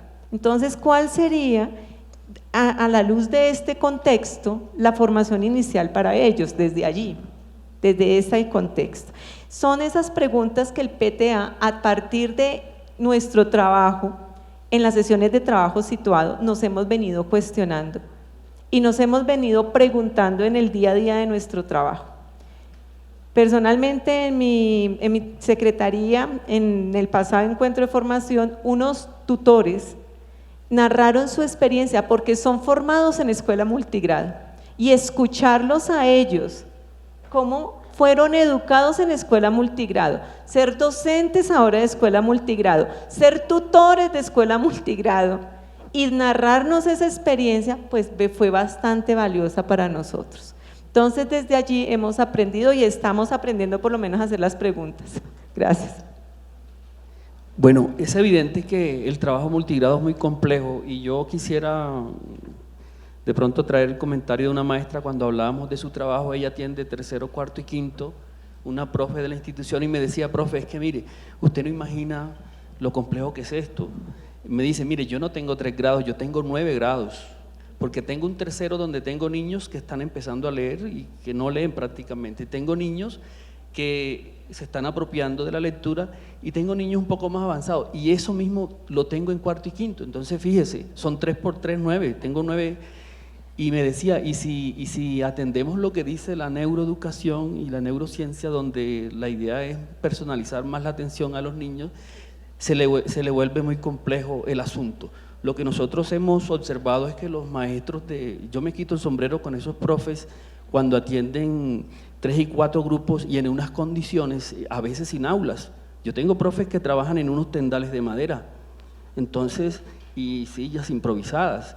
Entonces, eso hace más compleja la situación. ¿Y cómo se las han arreglado? Yo creo que han tirado mano mucho de lo que decía la compañera del trabajo colaborativo. Observamos mucho trabajo colaborativo y los niños más grandes entran a cumplir un rol de ayudar y apoyar el proceso de aprendizaje de los niños más pequeños. Eso es interesante lo que ha pasado. Pienso que los materiales fueron de mucha ayuda porque tener materiales disponibles les ha facilitado esa complejidad de multigrado. Y lo otro, últimamente lo de los proyectos pedagógicos de aula, empezando por transición y primero, que están articulados, creo que les está abriendo otros horizontes a esta experiencia de multigrado, y yo creo que por ahí puede ser la cosa. Por los proyectos pedagógicos de aula son una buena alternativa y es lo que estamos fortaleciendo en estos momentos en esas escuelas multigrado. Bien, bueno, el conocimiento que tengo o que tenemos más bien como licenciatura va, digamos, reducido, aunque hay una incursión permanente en este momento a través de lo que se ha llamado las comunidades rurales de aprendizaje. Entonces nos hemos vinculado, hay estudiantes con quienes se está haciendo proceso de pasantía, por ejemplo, así que lo que conozco tiene que ver con esas experiencias, más lo que nos han comentado acá. ¿Cuáles son como los aspectos que se podrían sugerir? Yo creo que yo plantearía básicamente 2. Uno que tiene que ver con recuperación de tradiciones que fueron exitosas, de tradiciones pedagógicas. Me refiero, por ejemplo, a Escuela Nueva, porque el problema es que muchos de esos profes que saben hacer una formación en las condiciones de aulas multigrado se formaron allí, y eso implicaría, y en esto concuerdo con lo que acaba de decir el compañero, en la importancia de la construcción de materiales, por ejemplo. Entonces yo quisiera, solo para no extenderme, decir, bueno, hay que recuperar tradiciones que fueron exitosas, y en segundo lugar, yo creo que hay que valorar a los docentes que actualmente saben hacer el proceso, o sea, nos toca aprender de ellos, y el asunto es, bueno, ¿qué proyecto o de qué manera se va a recuperar la experiencia de estos docentes que en medio de esas condiciones, ¿sí?, de un tendal de madera o de lo que sea, logran enseñar, ¿no? Porque a veces la posición de nosotros, vamos a decirlo, un poco más académica, por decirlo de algún modo, entonces creemos que lo que hace esa profesora o ese profesor que está por allá en una periferia, no está bien porque no concuerda con la teoría que nosotros tenemos, pero resulta que ellos dicen, no, mira, yo en 5 meses enseño a estos niños a leer, y uno dice, bueno, y a veces pasan años de bachillerato y de primaria en la zona urbana y los chicos no aprenden a leer. Bueno, pues lo que hemos encontrado en las escuelas multigrado es la posibilidad de trabajar por proyectos para potenciar el trabajo en equipo de los estudiantes, tal y como lo contó la maestra Gloria. Esto implica reconocer un principio fundamental de Escuela Nueva, que es la solidaridad. Eso es algo que no aparece en las cifras, pero que nosotros lo hemos vivido en las aulas. Cuando un estudiante es capaz de compartir su saber y de darle tiempo a su compañero para comprender un concepto de acuerdo con las herramientas que él ya ha podido utilizar. Ese concepto de solidaridad es básico para las escuelas multigrado, y el hecho de que se trabaje por proyectos hace que se articule de una manera muy coherente las diferentes áreas del conocimiento, y en segundo lugar que se llegue a resolver un problema que la comunidad esté viviendo. Esto pues cuando se trabaja por problemas o en el otro caso cuando se trabaja con intereses de los niños. Allí también hay otra alternativa que hemos encontrado y es que la colección Semilla ha sido una herramienta fundamental para estas aulas, porque el hecho de compartir una lectura con todo el grupo, independientemente del nivel en que se encuentren los niños, hace que se puedan generar procesos también de construcción de sentido a partir de lecturas compartidas que después van a propiciar otros ejercicios como la escritura, el compartir también los procesos de valoración de los escritos, el hecho de tener situaciones reales de escritura que lleven a los niños a la elaboración de textos que van a servir para algo en una sociedad. Entonces, tendríamos ahí unido el otro elemento, y es que los maestros en muchos casos han utilizado las nuevas tecnologías para compartir esas lecturas con los estudiantes a través de materiales, por ejemplo, en PDF, porque desafortunadamente no en todas las escuelas vamos a tener la colección Semilla y vamos a contar con los textos como sí sucede en algunas zonas. Bueno, entonces ya para ir concluyendo este panel, a los panelistas les han llegado unas preguntas del público, entonces vamos a tener 5 minutos para que ellos las lean, que puedan, les vamos a pedir el favor que en esta última parte estén mirando a Alexandra para el tiempo. Les vamos a pedir el favor también que pues no es contestar todas, pero que puedan dar una respuesta de una pregunta que les parezca o una respuesta global, pero que cierren con una recomendación o con un reto que ustedes nos pudieran regalar el día de hoy. Entonces, vamos a ver, creo que un video. ¿Listo el video? Entonces, es para mientras ellos van, o ya tienen porque tenemos un video mientras ellos leían las preguntas que les han llegado. Entonces, no sé si el video esté listo.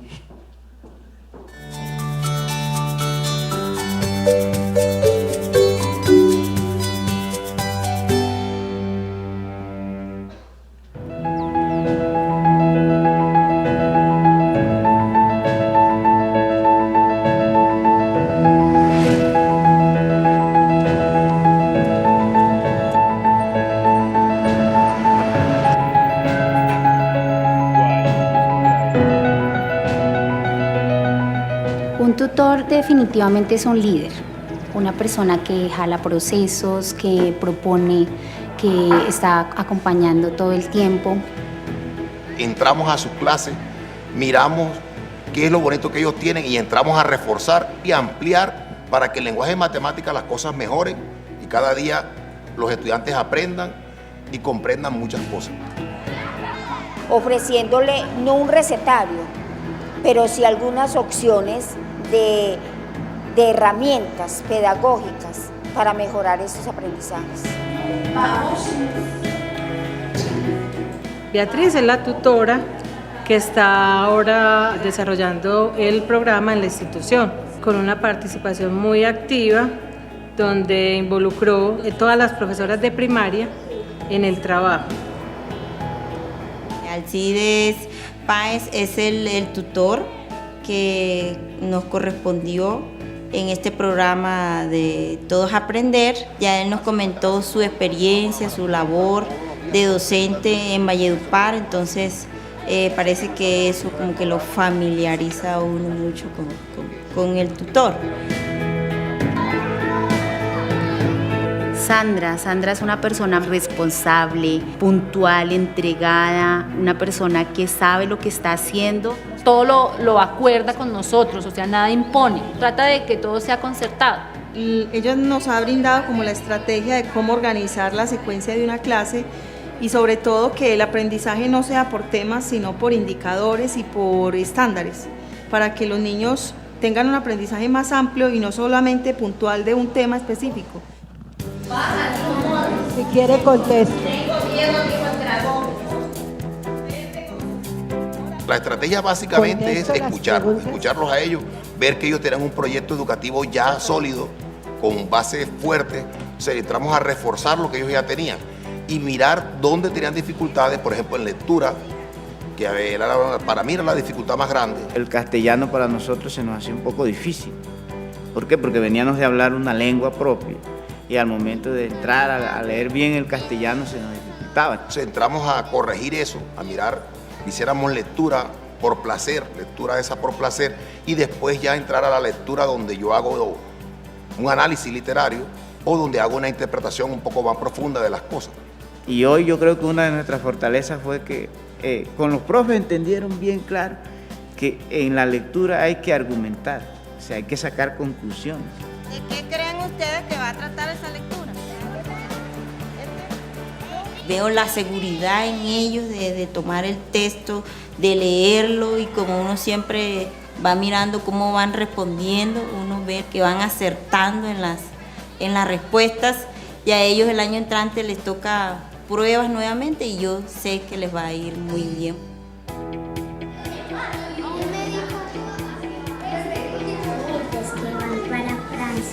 Corren y nunca se cansan. ¿Qué recuerdo especialmente? Poder trabajar con los niños, un tema muy complicado para ellos de pronto, y de pronto para mí que no soy matemática, lo de potenciación, radicación y operaciones combinadas jugando con los niños. El número 1 en mi cartón dice 5 elevado a la 0. Muy bien, Justin. 1. Los niños lo disfrutaron mucho, lo disfruté yo. Entonces fue algo que me permitió a mí llegarle mejor a mis estudiantes y hacer una clase divertida, agradable, y son materiales que he ido adquiriendo con el proyecto de Todos Aprender. El pequeño dragón verde dijo: Dragón, ¿por qué no podías pronunciar la R? ¿Qué haces ahí arriba?, preguntó Morris.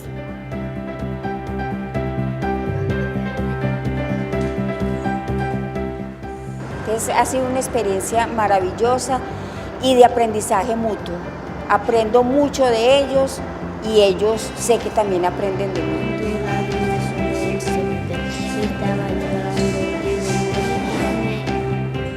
Y si nosotros conversamos, dialogamos, podemos lograr acuerdos por el bien de los estudiantes, para que los estudiantes comprendan y aprendan y mejoren sus resultados en pruebas. Parecía escrita con doble R. ¿Qué otro error encontramos?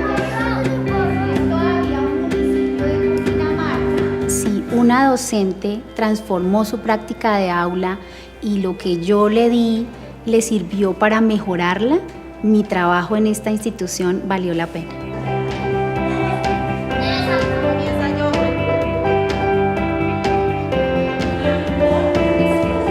Todos aprender. Todos aprender.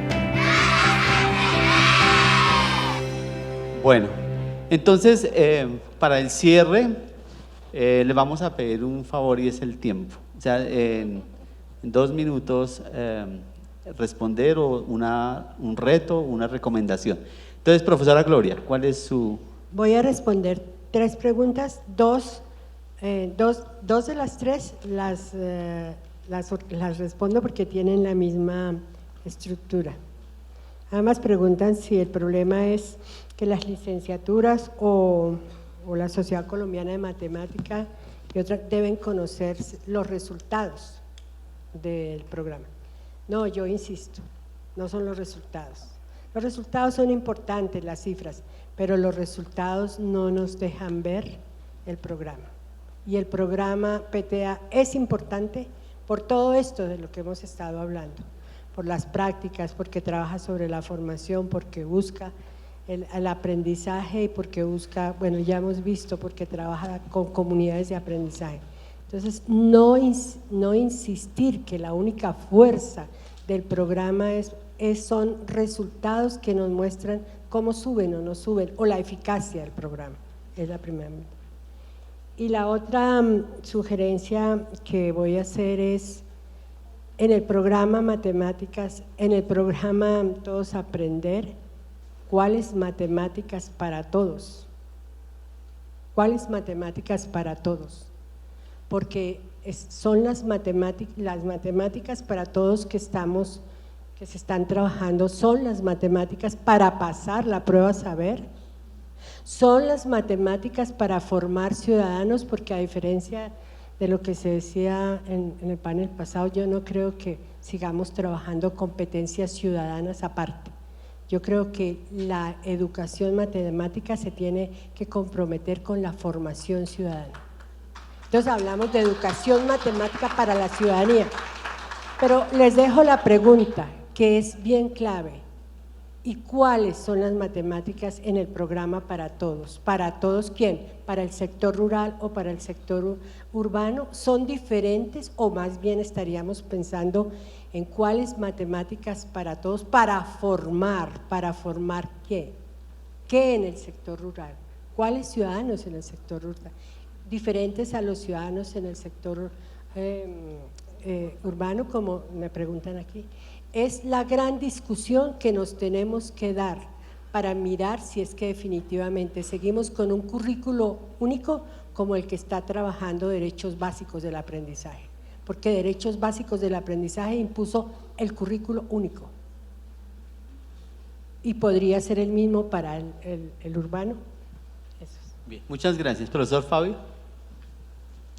Bueno, preguntas muy interesantes, el tiempo no da para comentarlas todas, pero destaco lo principal. De un lado, en relación con lo que acaba de señalar Gloria, en efecto, considero que el currículo tiene que ser diversificado para un país tan diverso culturalmente como es Colombia, pero sin perder de vista unos indicadores de aprendizaje de carácter universal. Me parece que la política está construida.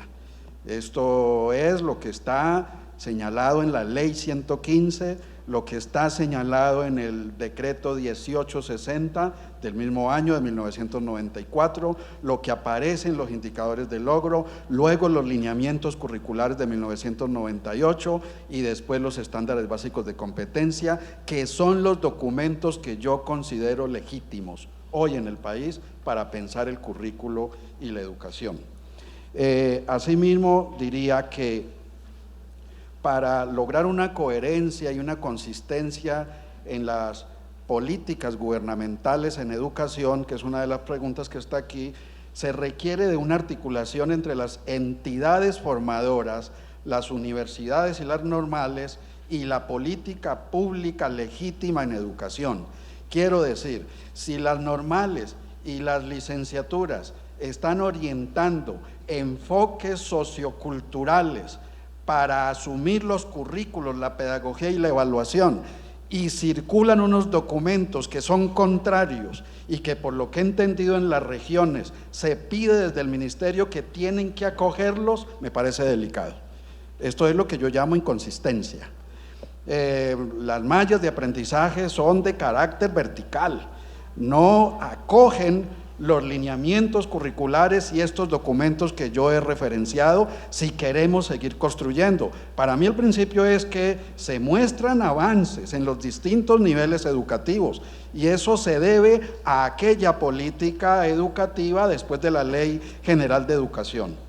Y por último, diría que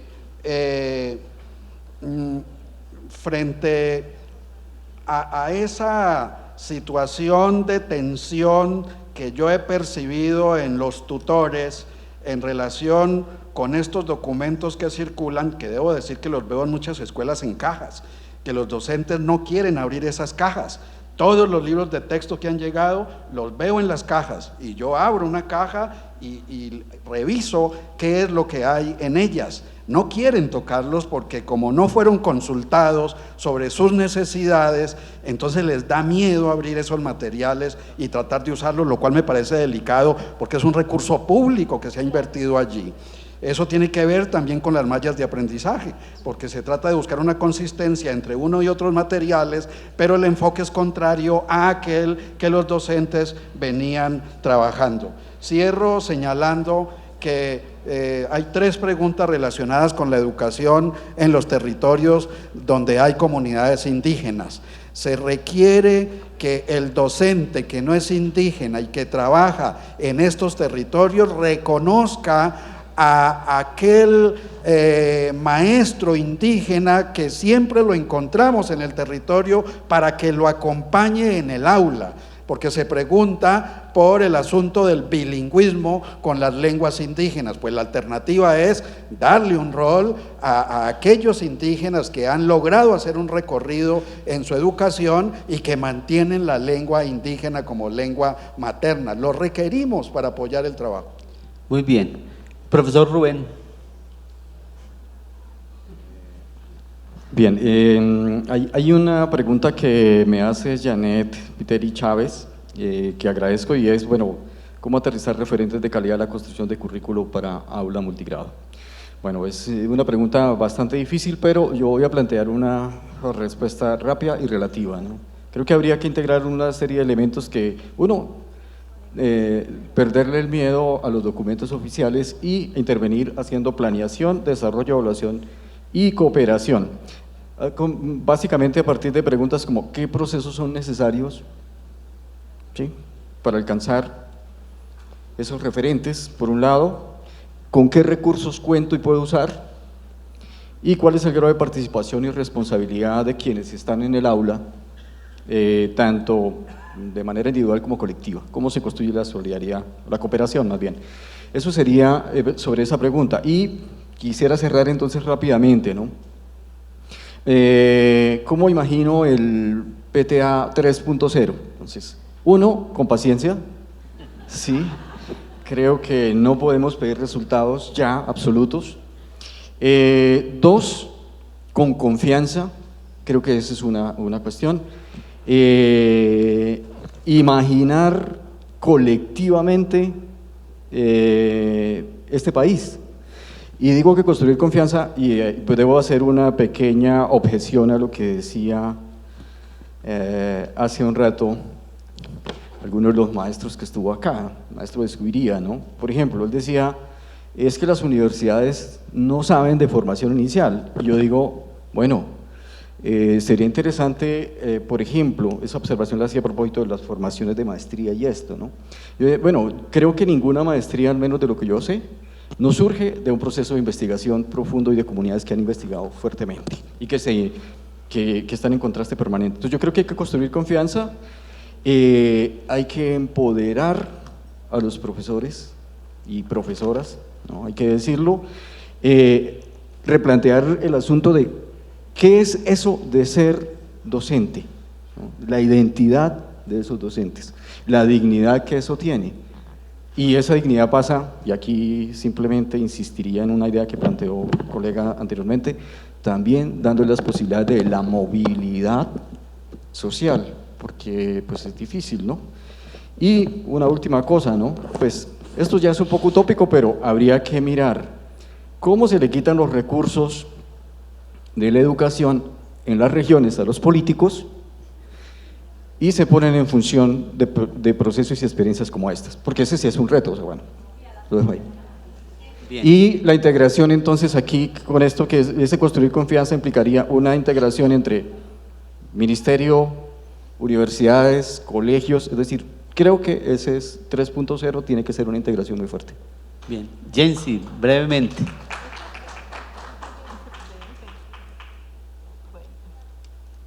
Bueno, pues una pregunta es, ¿cómo fortalecer en las aulas multigrado procesos de inclusión educativa y ajustes razonables al currículo en atención a establecer a estudiantes con barreras del aprendizaje?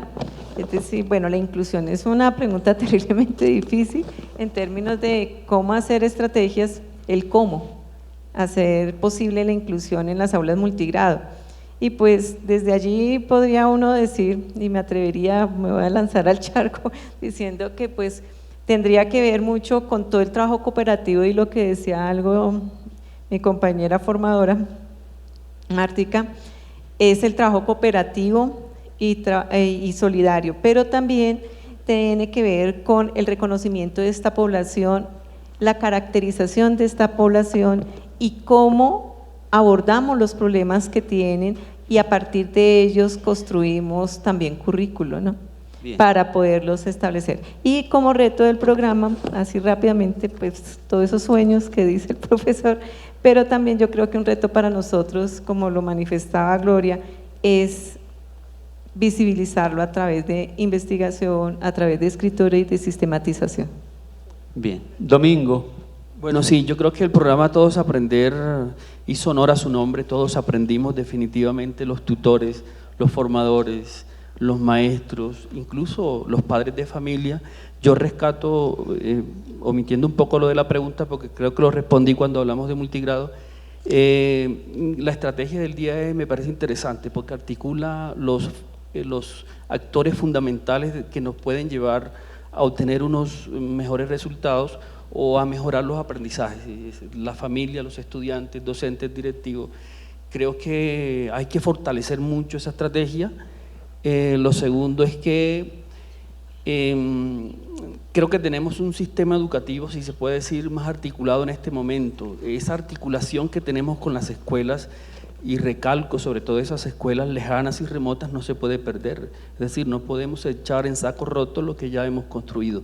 Entonces, mantener eso y por último, pues sí, creo que el programa merece una oportunidad. Más y Marta. Bueno, me preguntan por cuál es el acierto del programa Todos a Aprender. Yo considero que el acierto es la formación situada, el hecho de que el docente pueda llegar al aula y acompañar al otro maestro. Y el desacierto, considero que hay una dificultad en el hecho de tratar de llevar a las instituciones educativas por una sola vía y que todo el mundo tenga que cumplir como con las mismas estrategias. Por ejemplo, se habla de estrategias de integración de componentes curriculares, pero no se tiene en cuenta que los proyectos serían la posibilidad de hacer integración curricular sin necesidad de pasar por esa misma vía. Y pues para mí sería fundamental que el programa Todos a Aprender que continúe, lleve a la dignificación de la profesión del docente, porque desafortunadamente se tiene bastante en un área gris la profesión del docente en nuestro país. Bien. Entonces, para concluir, yo he tomado acá 5 aspectos que me parecen fundamentales.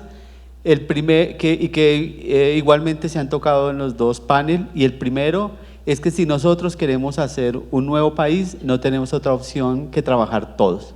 No importa si es el sector privado o público, si son las universidades, si son los maestros en la escuela, si son las secretarías, si es el ministerio, y yo creo que el llamado es a la participación. Tenemos una oportunidad que nos presenta una realidad, y yo creo que es la de la unión y es la de pensarnos como país, no pensarnos como facultad de educación acá, no es como pensarme que yo soy del sector privado, sino yo creo que tenemos hoy una oportunidad de pensar no en la individualidad, sino en pensarnos como país. El segundo elemento que ha salido acá, y es que es clave los procesos de acompañamiento. Ha sido reiterado por todos la necesidad de trabajar de los colectivos, de las redes, de las comunidades de aprendizaje, de los directivos con los maestros, de los padres, de los niños. El otro elemento es que también nos han dejado una tarea, y es cómo ese aprendizaje que ha hecho el Ministerio en estos años, cómo acompañamos los resultados cuantitativos de unos datos cualitativos. Nosotros tenemos muchos datos cualitativos, hay muchos trabajos de los tutores, de los formadores, pero yo creo que nos faltan más espacios para poderlos dar a conocer, porque sí se le tienen. Sí tenían, pero necesitamos de verdad para en un escenario académico poderlos discutir y conocer, y también es una tarea para nosotros poder visibilizarlos. Un elemento, una cuarta conclusión, y es que tenemos que generar relaciones de confianza. Cuando trabajamos a partir de la desconfianza del otro, no construimos, y yo pienso que un aprendizaje que le ha dejado el programa al país es la confianza, y lo que yo le decía anteriormente, que es el respeto por todos, independientemente de su práctica, independientemente de lo que pueda pensar.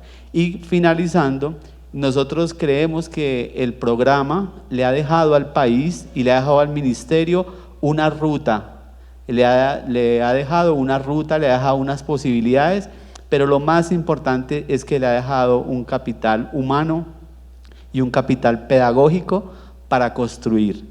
Una versión 3.0 necesitaría esa experiencia de los tutores, de los coordinadores, de los equipos misional para poder avanzar y no partir de cero, porque partir de cero lo hicimos en el 2011.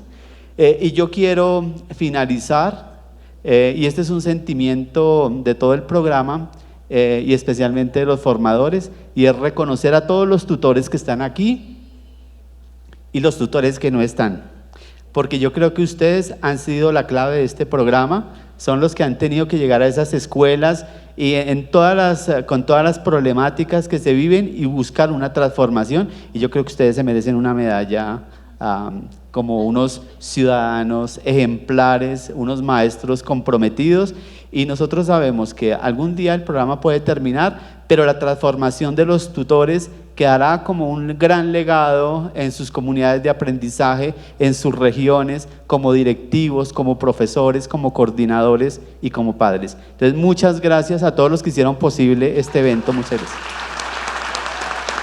Y muchas gracias a ustedes. Y yo creo que nos va a tocar seguir invitarlos para trabajar, y muchas gracias.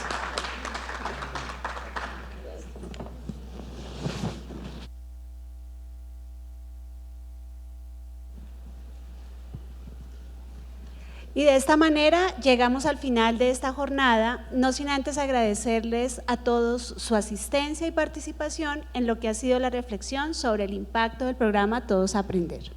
De igual manera, los invitamos a seguir contribuyendo para una educación de calidad, que es, sin lugar a duda, la herramienta más poderosa para que Colombia sea la más educada de América Latina en el 2025. Una Colombia en paz y con la equidad que todos soñamos. Gracias. Logística. Digan que los tutores me pasen al reembolso.